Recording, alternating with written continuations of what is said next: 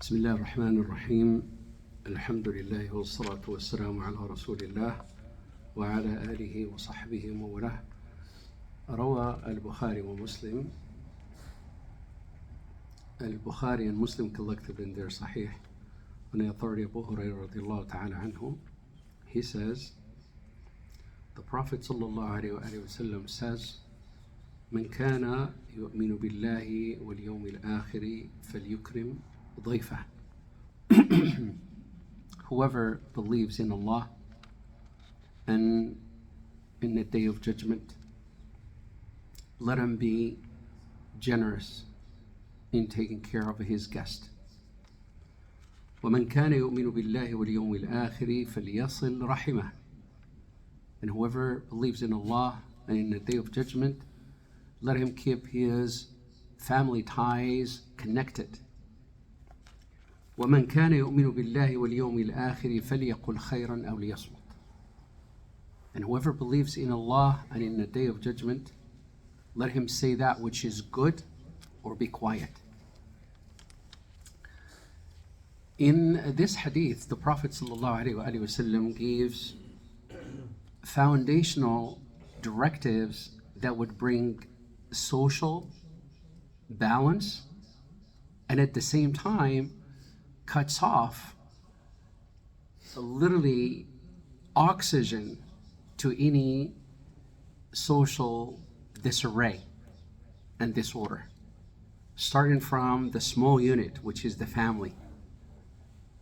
Keep your family ties connected.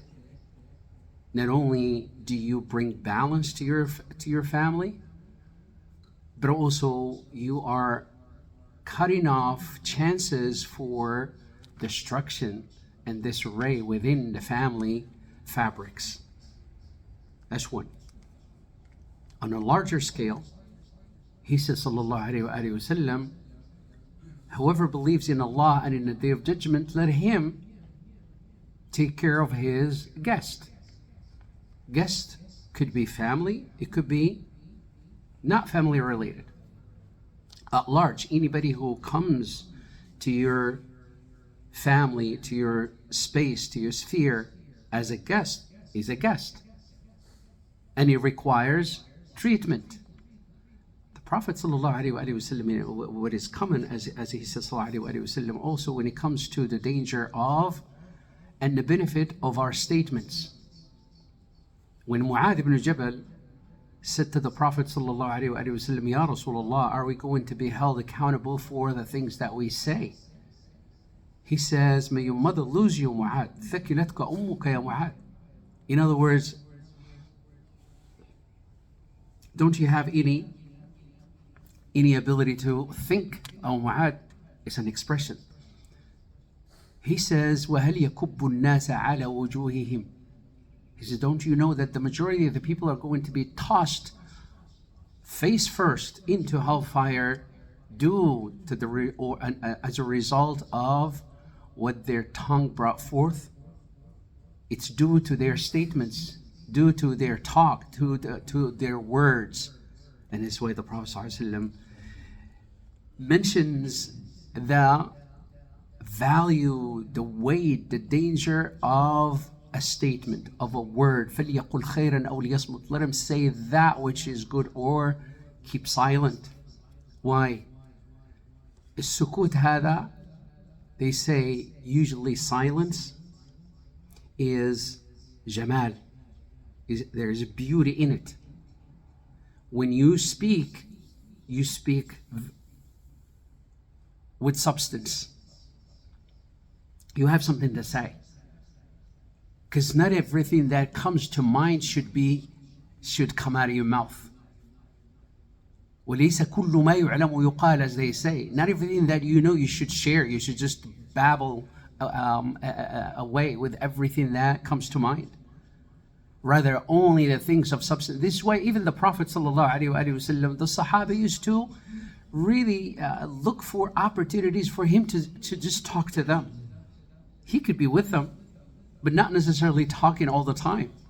And whenever he speaks, his words are very concise and to the point. Listen to the hadith that we mentioned. Here we are, we're taking a lengthy lecture just so we can explain 3 statements of the Prophet ﷺ. But his statements are different than ours. His statements are literally source and reference to legislation, to guidance, to directives. So we ought to understand them the way they should be understood within the context of the general view and the guidance of the whole religion as a whole. The point, he says, sallallahu alayhi wa sallam, man kana yu'minu billahi wal yawmil akhir. This is very important key. And he says, sallallahu, anybody who truly believes in Allah, in what sense? That your reward is truly with Allah. If you truly believe that your reward for doing this or that or the other is with Allah, that's the incentive, in other words. Do not look for your reward and compensation anywhere else. Let it be with Allah. That's what the meaning of if you truly believe in Allah. If you also, it has also the meaning, if you truly believe that Allah will hold you accountable if you went the opposite. So Allah Ta'ala can always extend His reward, blessings, barakat, can also hold one accountable. It works both ways. وَالْيَوْمِ الْآخِرِ, that they believing in the day of judgment, because that's when we will be able to see the record of everything that we have done, everything we have said. And the Prophet ﷺ is making the correlation between our actions and the day of judgment, because that day is a day where we are all going to be so distressed. And the only thing that would bring relief, subhanAllah, is knowing that Allah subhanahu wa ta'ala has removed that worry and stress off of our hearts due to our righteous deeds that we were very intentional about. And we were transactional in everything that we have done, everything that we have said. And we can only be transactional and intentional when we are informed. As they say, you make an informed decision about what you say and what you do at any given time only when you are informed.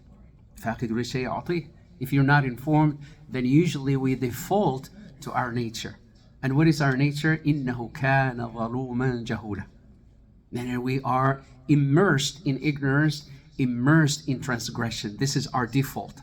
We can only pull away from our default to being intentional in our righteousness, intentional in everything that we say and we do when we have directives like this and we abide by those directives. So ask Allah subhanahu wa ta'ala to make us amongst those who when they heard the speech they follow the best of it. وصلى الله وسلم على نبينا محمد والحمد لله رب العالمين.